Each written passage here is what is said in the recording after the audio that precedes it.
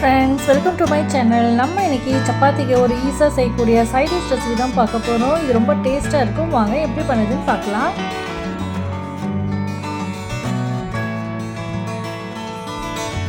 குருமா செய்கிறதுக்கு வந்து கடாய் எடுத்துக்கோங்க. கடாய் நல்லா சூடானதுக்கு அப்புறமா 2 ஸ்பூன் அளவுக்கு ஆயில் ஊற்றிட்டு ஆயில் நல்லா சூடானதுக்கு அப்புறமா கிராம்பு, அன்னாச்சிப்பூ, பட்டை, சோம்பு எல்லாத்தையும் போட்டு தாளிச்சிட்டு கூடவே 2 பெரிய வெங்காயத்தை சேர்த்து நல்லா வதக்கிக்கோங்க.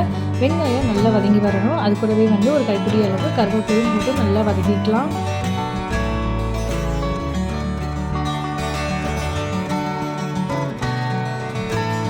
இது கூட 2 ஸ்பூன் அளவுக்கு இஞ்சி பூண்டு பேஸ்ட் போட்டு நல்லா வதக்கிக்கலாம். இது நல்லா வதங்கிட்டு இருக்கிற டைமில் வந்து 2 தக்காளி, ஒரு 5-6 முந்திரி பருப்பை ஊற வச்சுருந்தேன். அதையும் சேர்த்து மிக்ஸி ஜாரில் நல்லா நைஸாக அரைச்சி சேர்த்துக்கலாம். கூடவே வந்து தேவையான அளவுக்கு உப்பையும் போட்டுட்டு நல்லா வதக்கிக்கலாம். இந்த மாதிரி தக்காளி முந்திரி பருப்பு சேர்த்து செய்யும்போது வந்து நம்மளுக்கு கிரேவி வந்து நல்ல டேஸ்ட்டாக இருக்கும், சூப்பராக இருக்கும், நல்ல திக்காகவும் நம்மளுக்கு வரும். இதில் மசாலாவும் ஆட் பண்ணிக்கலாம். 1/2 ஸ்பூன் அளவுக்கு மஞ்சள்தூள், 2 ஸ்பூன் அளவுக்கு மல்லித்தூள், 1/2 spoon garam masala, 1/2 spoon red chilli powder, 1 tablespoon குழம்பு மசாலா பவுடர் எல்லாத்தையும் போட்டு நல்லா வதக்கி விட்டுக்கலாம்.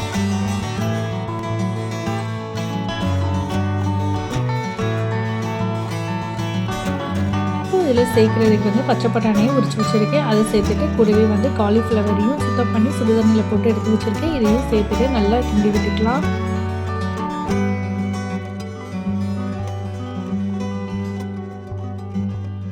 பட்டாணி உடம்புக்கு ரொம்ப நல்லது. இது அடிக்கடி வந்து நீங்கள் ஃபுட்டில் சேர்த்துக்கோங்க. ரொம்ப டேஸ்ட்டாகவும் இருக்கும், நல்ல உடம்புக்கு ரொம்ப ரொம்ப நல்லது. இப்போ இதை நல்லா மிக்ஸ் பண்ணிவிட்டு ஒரு 1.5 செம்பு அளவுக்கு தண்ணி ஊற்றி நல்லா நம்ம கொதிக்க வச்சிடலாம்.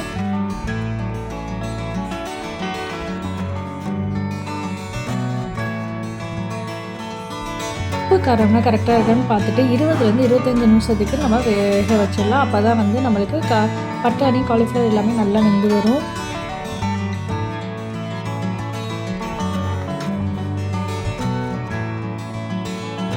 10 நிமிஷம் ஆயிடுச்சு. நம்மளுக்கு பச்சை பட்டாணி, காலிஃப்ளவர் எல்லாமே நல்லா வெந்து வந்துருச்சு. தண்ணியும் நல்லா சுண்டி வந்துருச்சு.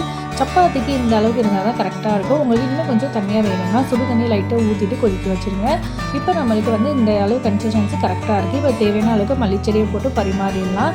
அவ்வளோதான் ஃப்ரெண்ட்ஸ், ரொம்ப டேஸ்ட்டான காலிஃப்ளவர் பீஸ் மசாலா வந்து ரெடி ஆயிடுச்சு. இது சப்பாத்தி, புலாவ், புரோட்டா எல்லாத்துக்குமே ரொம்ப அருமையாக இருக்கும். ரசம் சாதத்துக்குமே இது வந்து நல்லாயிருக்கும். நம்ம ஒயிட் ரைஸ்லேயே வச்சு சாப்பிட்டோம்னா ரொம்ப டேஸ்ட்டாக இருக்கும். இந்த மாதிரி உங்கள் வீட்டை செஞ்சு பாருங்கள். எப்படி இருந்துச்சுன்னு சொல்லிட்டு எனக்கு கமெண்ட் பண்ணுங்கள். நம்ம சேனலை அப்படியே சப்ஸ்கிரைப் பண்ணிடுங்க. தேங்க்ஸ் ஃப்ரெண்ட்ஸ், தேங்க்ஸ் ஃபார் வாட்சிங்.